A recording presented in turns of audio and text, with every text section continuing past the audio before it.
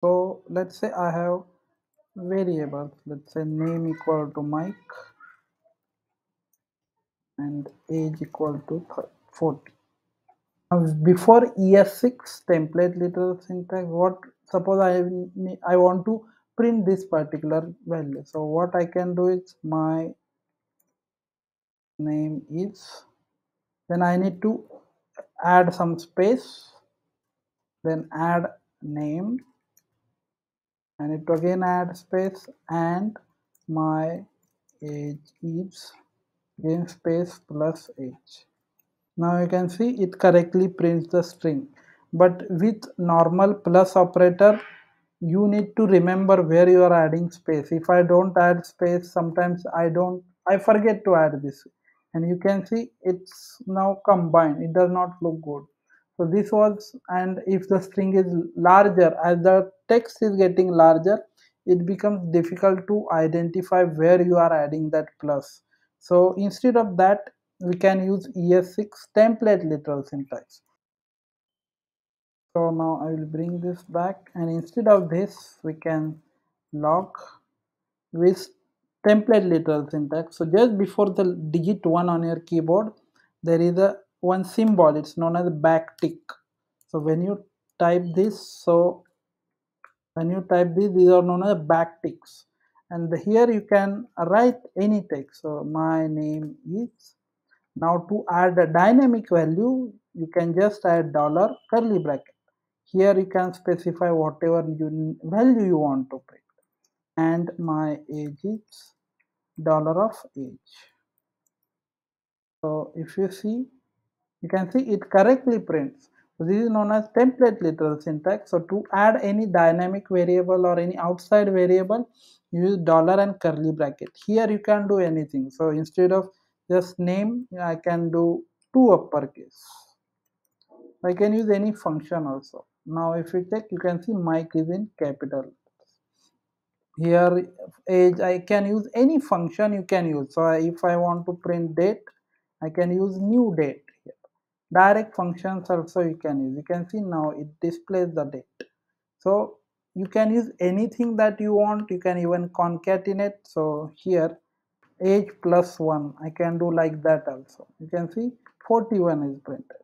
So you can do anything you want. So just for adding dynamic, or this is known as, this part is known as interpolating. So whenever you are doing interpolation, that means you are adding something dynamic value. So this dollar curly bracket you use to add any dynamic value. This is really useful because you don't have to see where you have added space. You will be adding space here, so it's clear and it's visible that you need some space.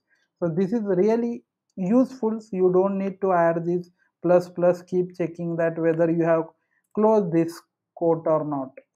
So there is one more advantage. So let's say I have, so now I will add a div here, and I will add id equal to user data. Here I need to display some data. So let's say we will first say document dot get element by id user data dot inner html equal to, let's say, hello.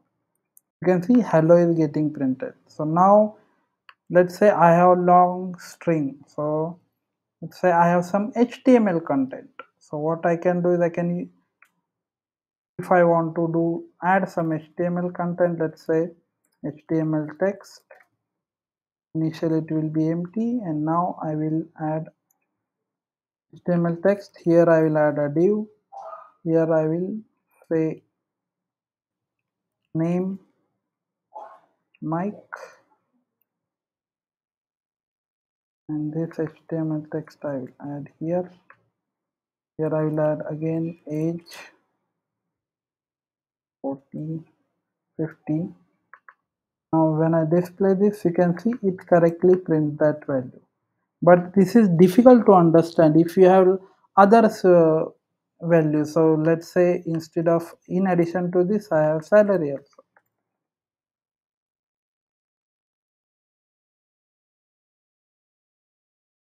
You can see it gets complex and it's not easy to understand what code you have written. So it correctly displays, but it's difficult to understand what's happening. So instead of this using, you can use template literal syntax.